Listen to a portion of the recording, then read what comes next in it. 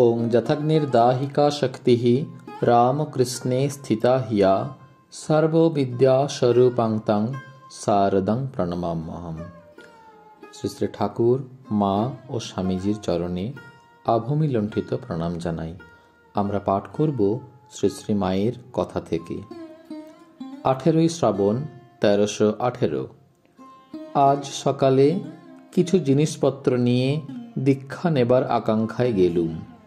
কি কি দ্রব্যের দরকার হয় তা গৌরীমার নিকট জেনে তাকেও সঙ্গে নিয়ে গিয়েছিলুম। মায়ের বাড়ি গিয়ে দেখি মা তদ্গত চিত্তে ঠাকুর পূজা করছেন। আমরা যাবার একটু পরে চেয়ে ইঙ্গিতে বসতে বললেন। পূজা শেষ হলে গৌরীমা আমার দীক্ষার কথা বললেন। পূর্বে মার সঙ্গে একদিন আমারও ওই বিষয়ে কথা হয়েছিল। মর্তমান কলা নিয়ে গেছি। মা দেখে বললেন, এই যে মর্তমান কলা এনেছ, একজন সাধুর নাম করে বললেন সে কলা খেতে চেয়েছিল, বেশ করেছ। পরে বললেন, ওই আসনখানা নিয়ে আমার বাঁ দিকে এসে বসো। আমি বললুম, গঙ্গা স্নান তো করা হয়নি। মা বললেন, তা হোক, কাপড় চোপড় তো ছেড়ে এসেছ। কাছে বসলুম। বুকের মধ্যে ঢিপ ঢিপ করতে লাগলো। মা তখন ঘর হতে সবাইকে বেরিয়ে যেতে বললেন। তারপর জিজ্ঞেস করলেন, স্বপ্নে কি পেয়েছ বলো। আমি বললুম, লিখে দেব না মুখে বলবো। মা বললেন, মুখেই বলো। দীক্ষার সময় শ্রী শ্রী মা স্বপ্নে প্রাপ্ত মন্ত্রের অর্থ বলে দিলেন। বললেন, আগে ওইটি জপ করবে। পরে তিনি আর একটি বলে দিয়ে বললেন, শেষে এইটি জপ ও ধ্যান করবে। মন্ত্রটির অর্থ বলবার পূর্বে মাকে কয়েক মিনিটের জন্য ধ্যানস্থ হতে দেখেছিলুম। মন্ত্র দেবার সময় আমার সমস্ত শরীর কাঁপতে লাগলো এবং কেন বলতে পারি না, কাঁদতে লাগলুম। মা কপালে বড় করে একটা রক্তচন্দনের ফোঁটা পরিয়ে দিলেন। দক্ষিণা ও ঠাকুরের ভোগের জন্য কিছু টাকা দিলুম। শ্রী শ্রী মা পরে গোলাপ মাকে ডেকে ভোগের টাকা তার হাতে দিলেন। দীক্ষার সময় মাকে খুব গম্ভীর দেখলুম। পরে পূজার আসন হতে মা উঠে গেলেন। আমাকে বললেন, তুমি খানিক ধ্যান জপ ও প্রার্থনা করো। আমি ঐরূপ করবার পরে উঠে মাকে প্রণাম করতেই মা আশীর্বাদ করলেন, ভক্তি লাভ হোক। মনে মনে মাকে বললুম, দেখো মা, তোমার কথা মনে রেখো, ফাঁকি দিও না যেন।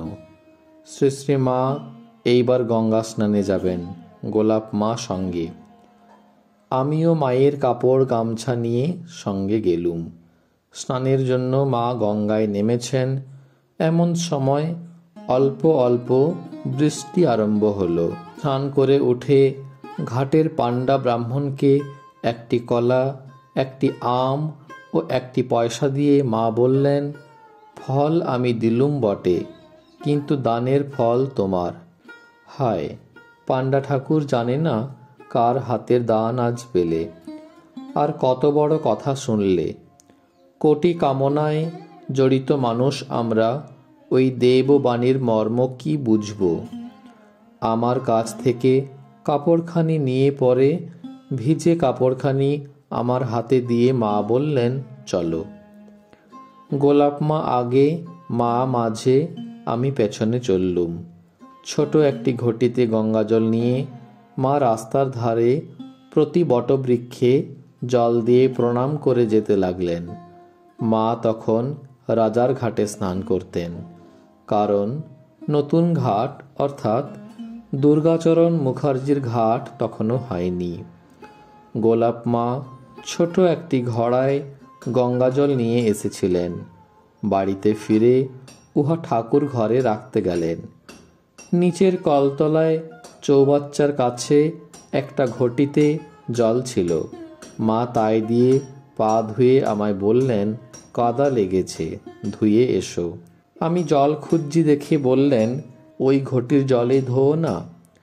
আমি বললুম, আপনি যে ও জল ছুঁয়েছেন। মা বললেন, আগে একটু মাথায় নিয়ে নাও, তাহলেই হবে। আমার কিন্তু মন সরল নয়। বললুম, তা কি হয়? আমি আর একটা পাত্র এনে চৌবাচ্চা হতে জল নিয়ে পা ধুয়ে নিলুম। মা ততক্ষণ আমার জন্য দাঁড়িয়ে রইলেন। তারপর উপরে গিয়ে ঠাকুরের প্রসাদ দুখানি শালপাতায় সাজিয়ে নিজে একখানি নিলেন এবং আমাকে একখানি দিয়ে কাছে বসে খেতে বললেন। আমি প্রসাদ পাবার পূর্বে মায়ের চরণামৃত পাবার আকাঙ্ক্ষা জানাতে মা বললেন, তবে জ্বালা হতে একটু কলের জল নিয়ে এসো। এবং আমি উহা আনলে পাত্রটি আমাকে হাতে করে ধরে রাখতে বলে নিজে বাম ও দক্ষিণ পায়ের বৃদ্ধাঙ্গুষ্ঠ জলে দিয়ে কি বলতে লাগলেন বুঝতে পারলুম না, শুধু ঠোঁট নড়তে দেখলুম। শেষে বললেন, নাও এখন। আমি নিজেকে কৃতার্থ জ্ঞান করে উহা পান করলুম। তারপর খেতে খেতে প্রত্যেক জিনিসটি নিজে একটু খেয়ে আমার পাতে দিতে লাগলেন। ক্রমে অনেকগুলি স্ত্রী ভক্তের আগমন হলো। কাউকেই চিনি না। শুনলুম তারা সকলেই এখানে প্রসাদ পাবেন। ঠাকুরের ভোগের পর আমরা সকলে প্রসাদ পেতে বসলুম। মাও তার নির্দিষ্ট আসনে এসে বসলেন। 3 বার অন্ন মুখে দিয়ে মা আমাকে ডাকলেন এবং আমার হাতে প্রসাদ দিলেন। প্রসাদ গ্রহণ করলুম। কি যে একটি সুগন্ধ পেলুম, এখনো সে কথা ভাবলে অবাক হই। তারপর একে একে সকলের পাতেই মার প্রসাদ বিতরিত হলো। গোলাপ মা সকলকে দিয়ে শেষে নিজে খেতে বসলেন।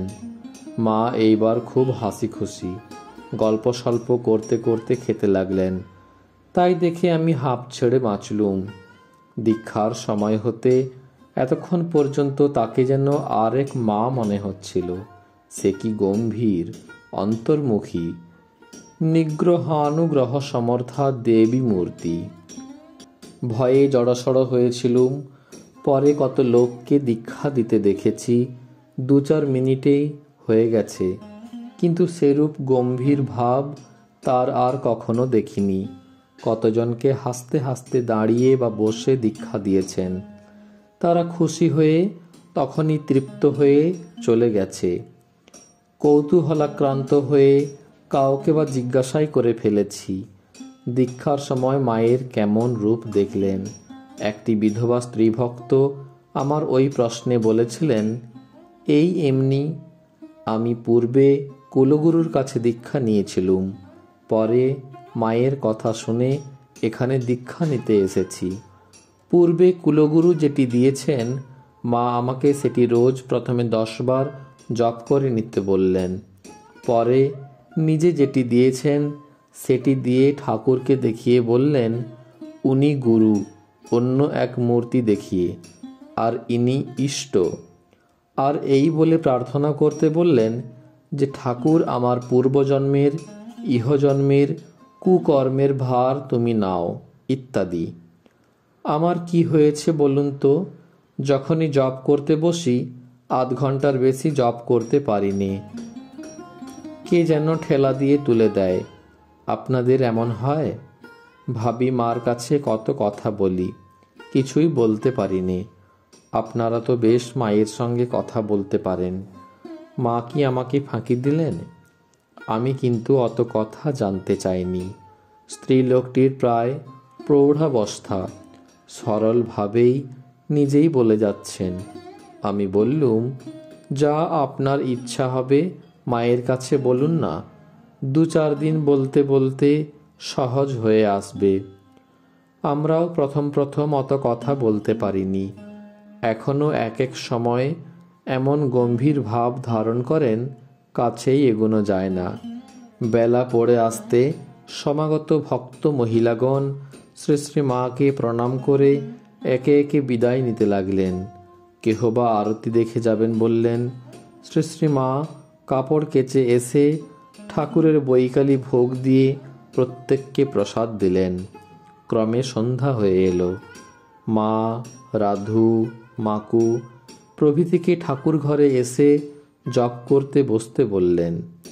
তারা আসতে বিলম্ব করায় মা অসন্তোষ প্রকাশ করে বললেন, সন্ধ্যার সময় এখন এসে সব জপ টপ করবে তা না, কোথায় কি করছে দেখো।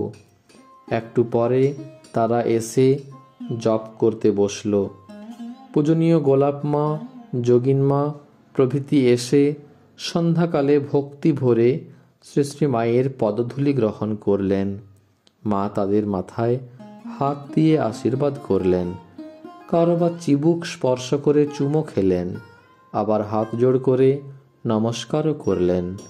তারপর ঠাকুর প্রণাম করে একখানি আসন পেতে জপে বসলেন। সন্ধ্যা আরতির উদ্যোগ হচ্ছে। শ্রী শ্রী মা কিছুক্ষণ পরে জপ শেষ করে উঠলেন। বাসা হতে একটি ছেলে নিতে এসেছে। মায়ের কাছে বিদায় নিতে গিয়ে বললুম, মা, কই সেদিনকার সেই কাপড়খানি তো পরলেন না। মা বললেন, তাই তো মা, তখন মনে করে দিলে কই। প্রণাম করে বাসায় ফিরলুম।